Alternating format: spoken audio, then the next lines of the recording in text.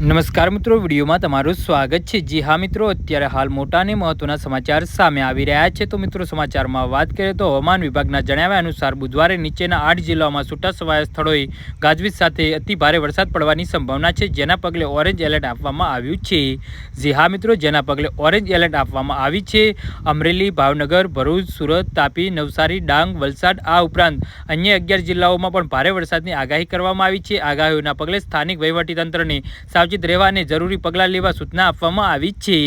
નાગરિકોને પણ વાવાઝોડા અને વીજળીના કડાકા સાથે વરસાદ આવે ત્યારે સુરક્ષિત સ્થળોએ રહેવા અને બિનજરૂરી બહાર ન નીકળવા અપીલ કરવામાં આવી છે। નીચાણવાળા વિસ્તારોમાં પાણી ભરાઈ શકે છે, જેથી વાહન ચાલકોને સાવચેતી રાખવાની સલાહ આપવામાં આવી છે। 18 જૂનના રોજ ભાવનગરમાં અતિ ભારે વરસાદની આગાહી કરવામાં આવી છે।